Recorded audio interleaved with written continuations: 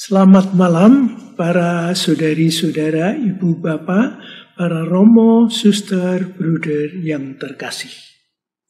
Marilah kita lanjutkan perjumpaan MK Meditasi Kristiani. Kita sekaligus mempelajari, sekaligus memperdalam, atau juga mempertanyakan dan kemudian menjawabnya sendiri.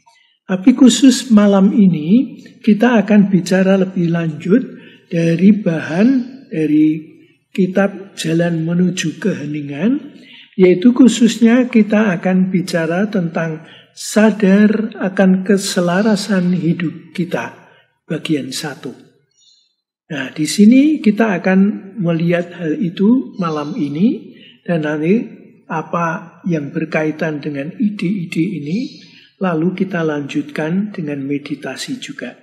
Semoga masukan ini nanti membantu Anda semua, saudari-saudara, ibu bapak, yaitu waktu kita meditasi sendiri atau meditasi dalam kelompok. Ini salah satu segi ini, sadar akan keselarasan hidup kita. Maka kita awali dengan mohon restu pada Tuhan. Dalam nama Bapa dan Putra dan Roh Kudus. Amin. Tuhan, perkenankan kami, putri-putramu yang kau kumpulkan, untuk bersama-sama belajar dan memperdalam perihal doa hening, meditasi Kristiani, sebagaimana yang diwariskan gereja dan juga dihidupkan, dipelihara oleh Pater John Min, dan dilanjutkan rekan-rekan kita dari kelompok meditasi Kristiani. Maka Tuhan, restuilah kami putri-putramu.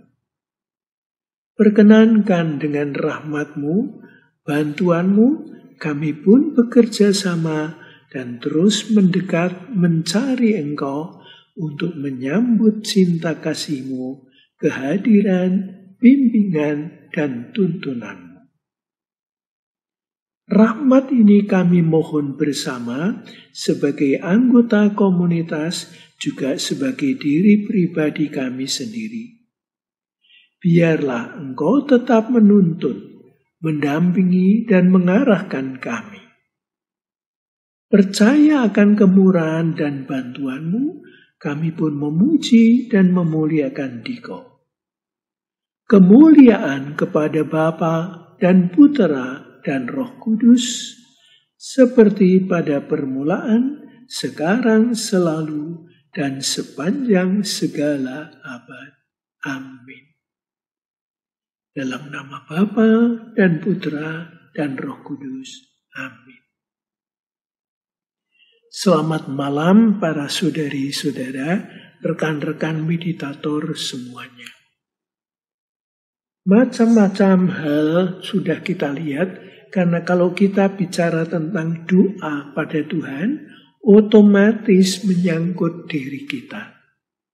Nah, justru karena kita kadang kurang mengenal diri, maka waktu kita berdoa, kita juga kurang membawa diri kita sepenuhnya, seutuhnya. Karena kita tidak mengenal diri kita. Maka di sini ini judul berikutnya, tema berikutnya, sadar akan keselarasan hidup kita. Jadi rupa-rupanya kita itu bisa punya pengalaman macam-macam tentang diri kita. Syukurlah dalam hidup sehari-hari kita tak mempersoalkan. Sehingga kita tidak merasa ruwet. Orang mikir-mikir, orang ngerti awake dhewe. Tapi kalau kita kenal, lalu kita makin bisa menata diri. Nah, ini pertama-tama kita lihat waktu kita sudah masuk dunia modern ini, apalagi dengan sarana-sarana media, berita-berita macam-macam seperti sekarang ini, apa yang terjadi? Kita sendiri dipenuhi ide-ide, pikiran-pikiran macam-macam. Lalu kita pun juga makin mengerti, loh, diriku ada hubungannya dengan orang luar negeri, dengan orang-orang setanah air. Orang-orang sama-sama ekonomi ini dan itu. Nah, lalu ada macam-macam.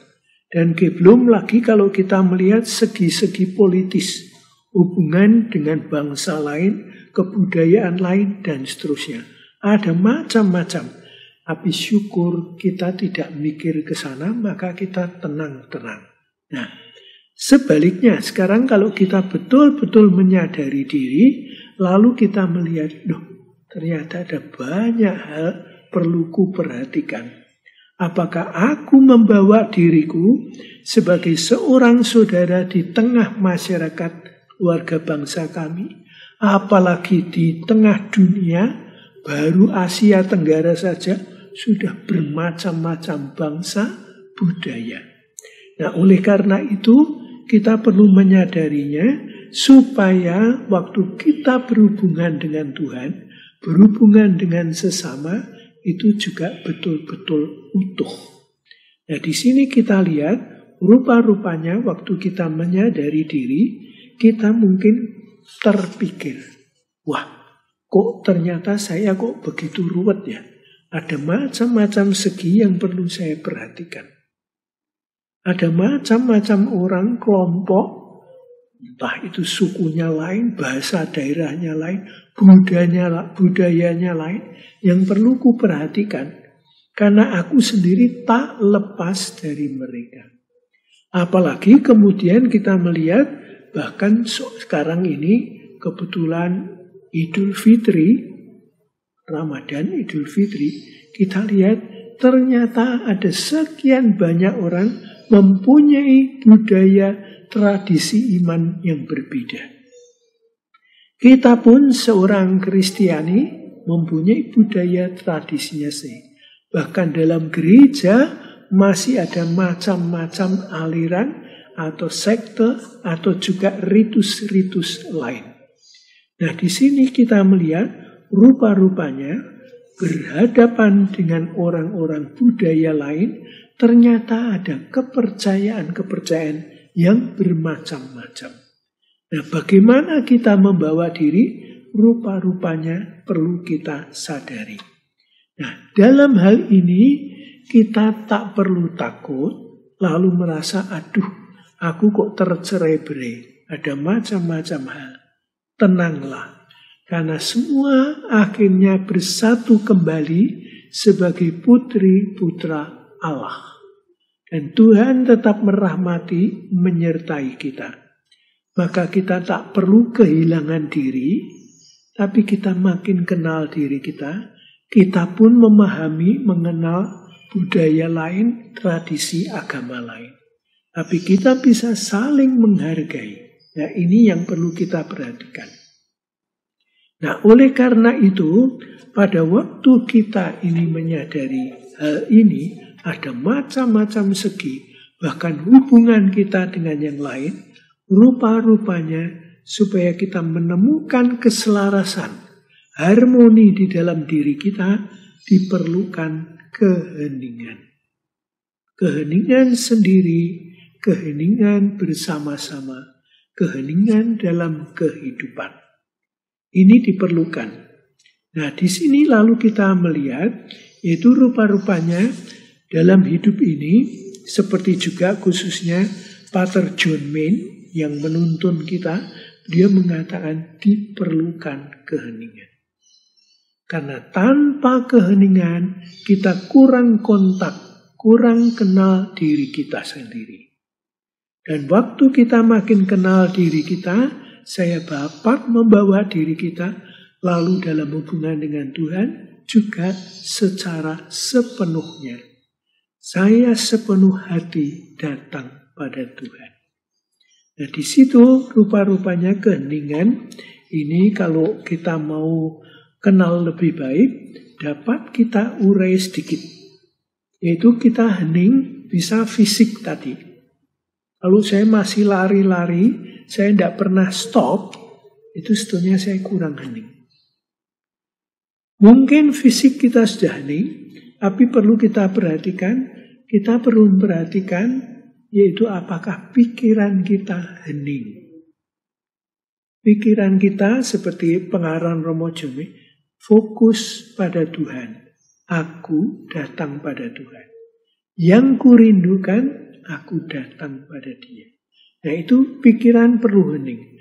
Pada waktu pikiran kita kurang hening, saya pun sudah hening jasmaninya, mungkin di tempat ibadat, doa di rumah, apalagi di gereja, tapi pikirannya mungkin masih lari-lari.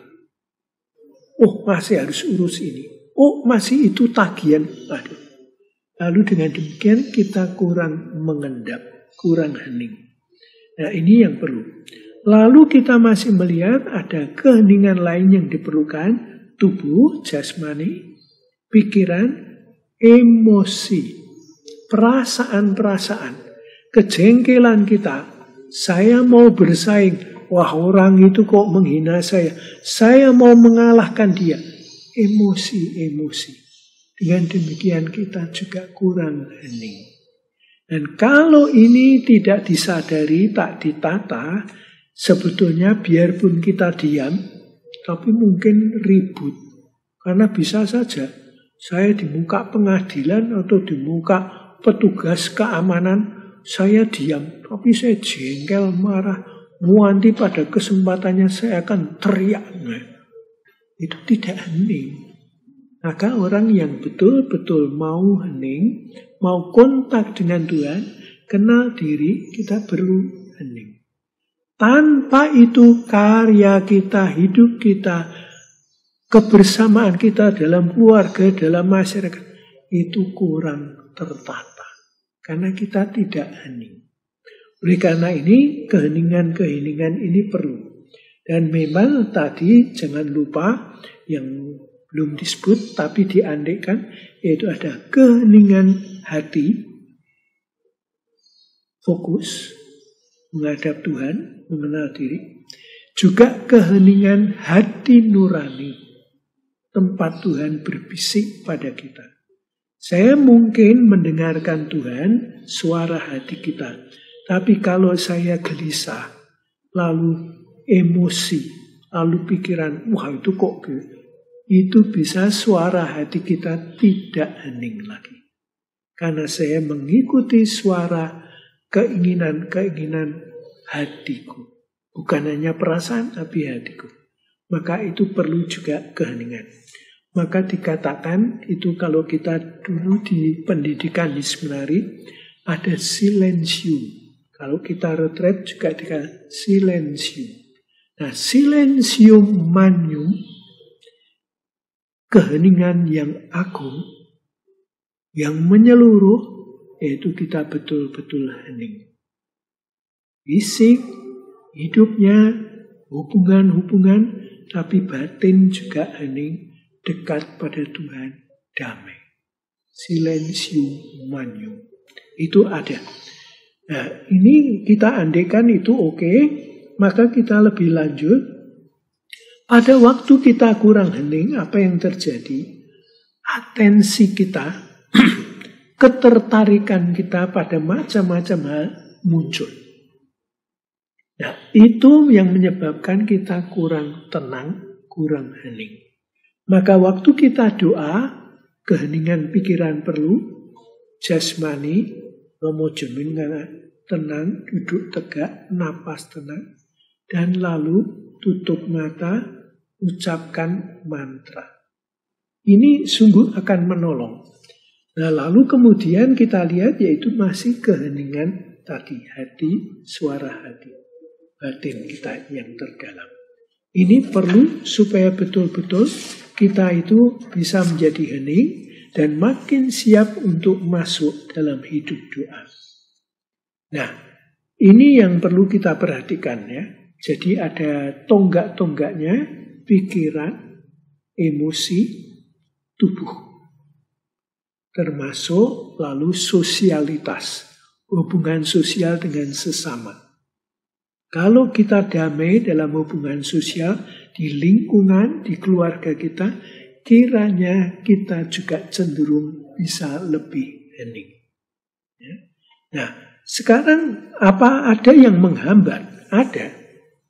Yang menghambat itu tadi sudah kita lihat, yaitu pikiran kita itu masih macam-macam. tak tertata, tidak fokus, tak tertuju, terarah pada Tuhan.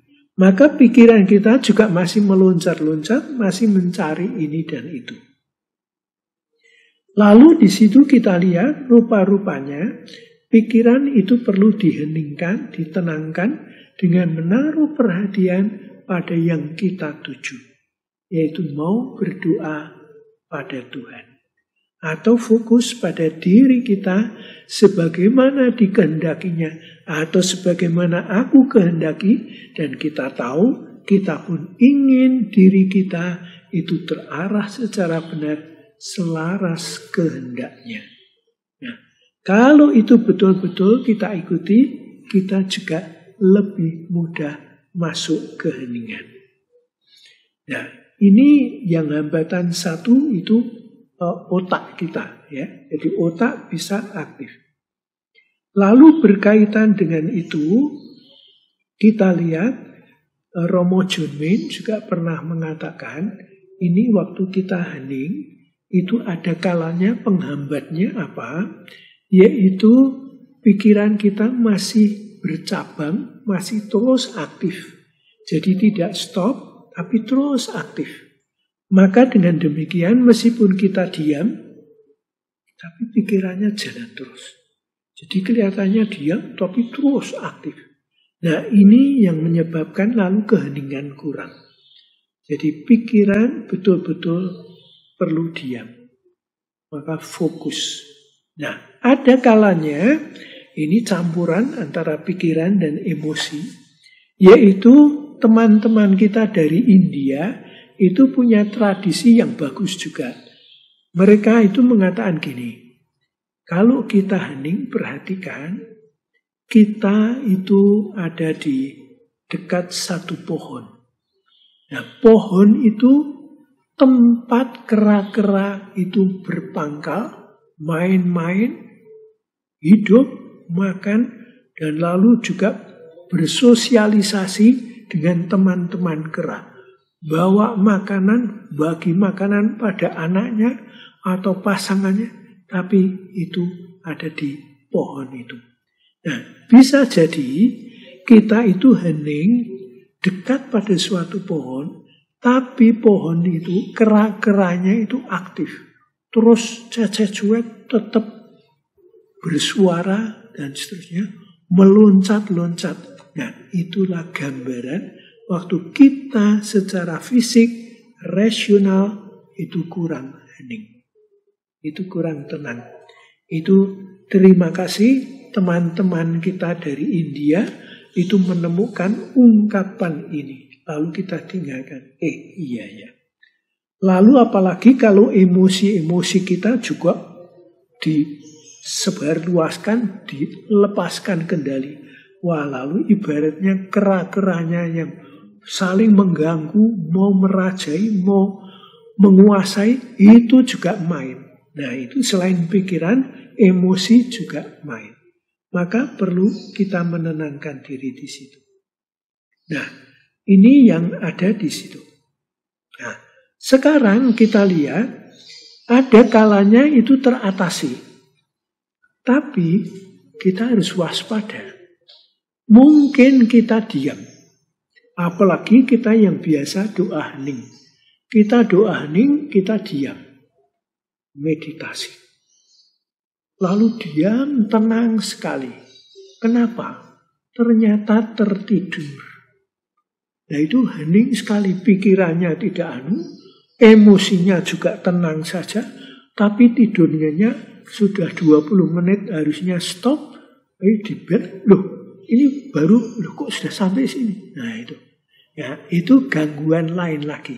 Jadi aktif tidak tepat, pasif tertidur juga tidak tepat. Ya. Nah, ini juga harus kita lihat. Oleh karena itu, rekan kita, promotor meditasi Kristen mengatakan, coba tenang, duduklah tegak, napas dengan tenang. Supaya kita fit dan segar. Itu yang ada. Ya. Ini yang perlu kita perhatikan. Nah, lalu dari situ kita juga melihat, jadi Ngantuk itu bisa merupakan tantangan. Nah, sekarang ngantuk bisa karena lelah. Jadi kita memang kelelahan.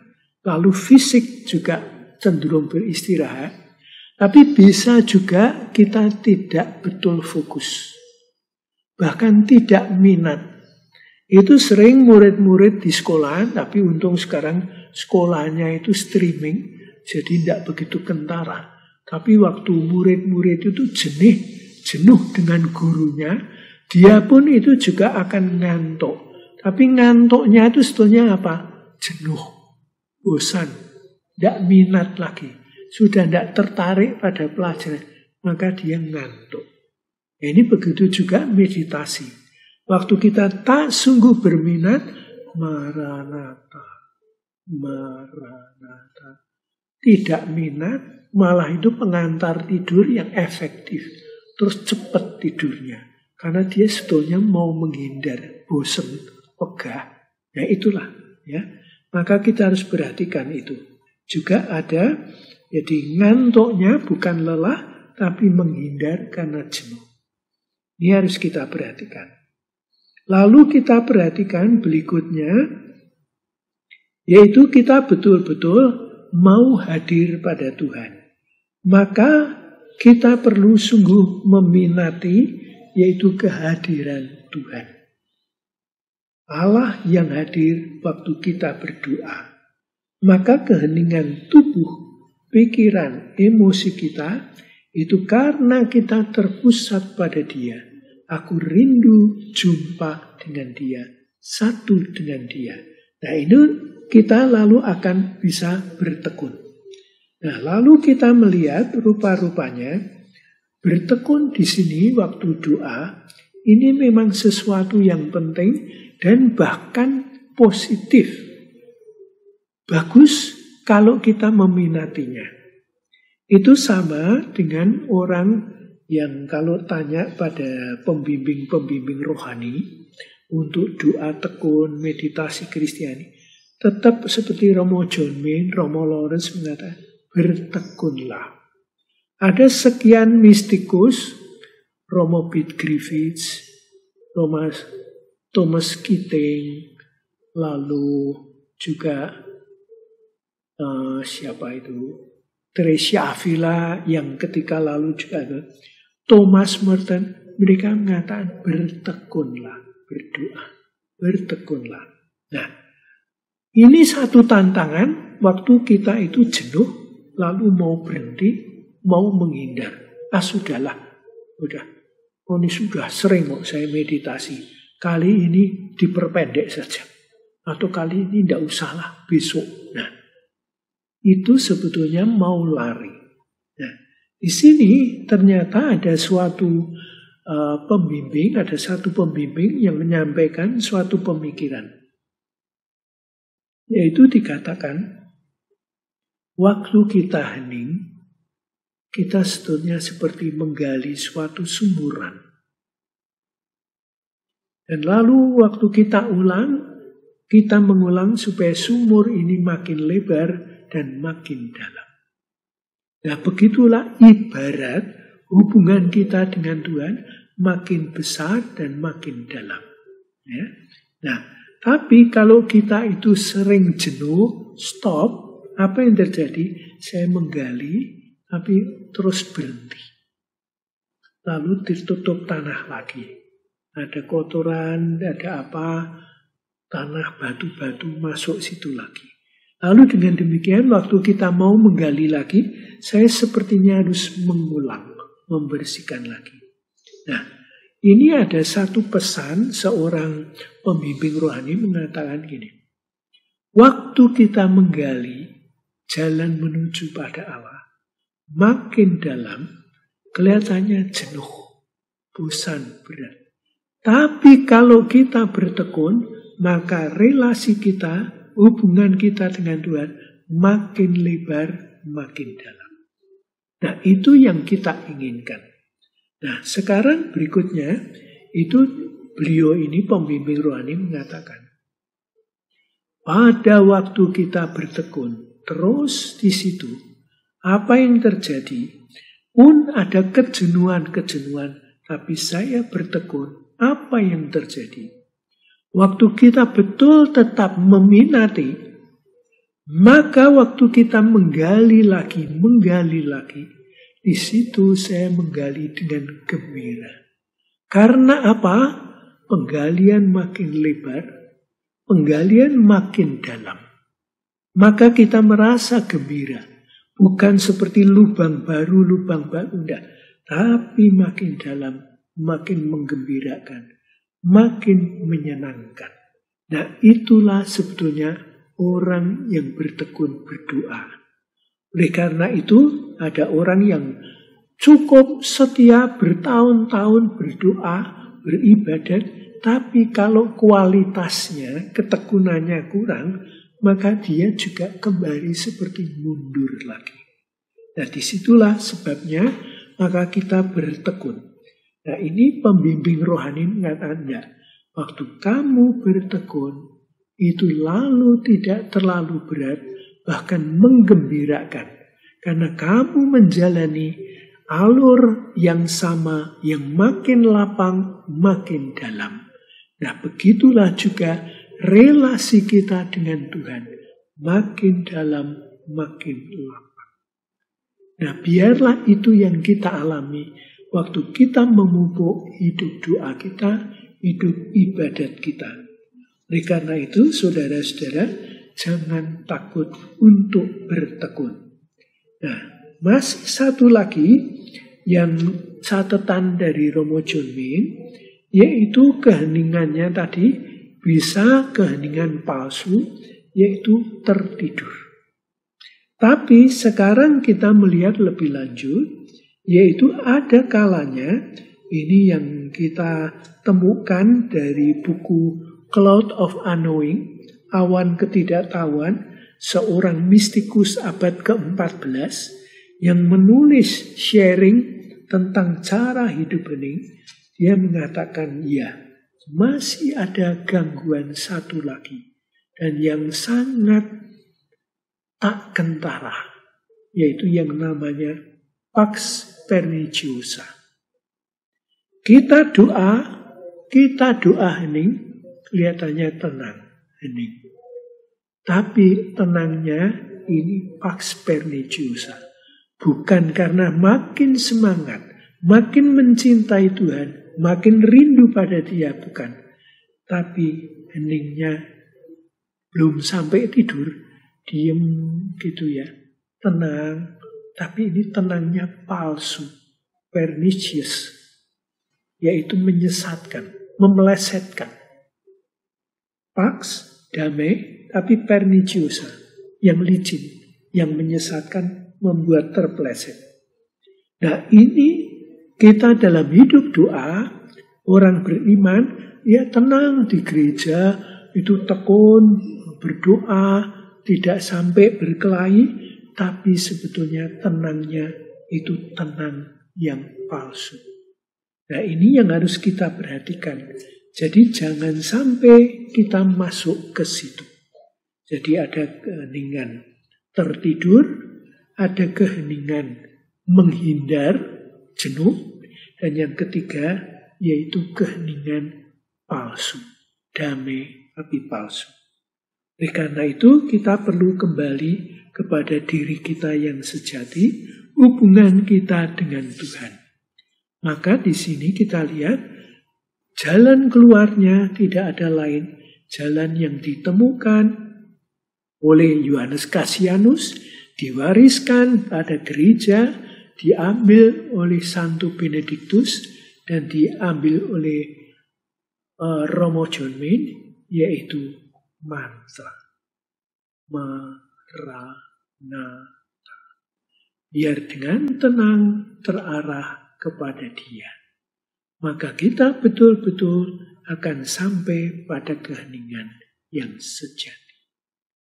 Semoga dengan demikian nanti waktu kita meditasi sendiri, segi ini juga memperjelas pada kita dan juga untuk teman-teman yang lain.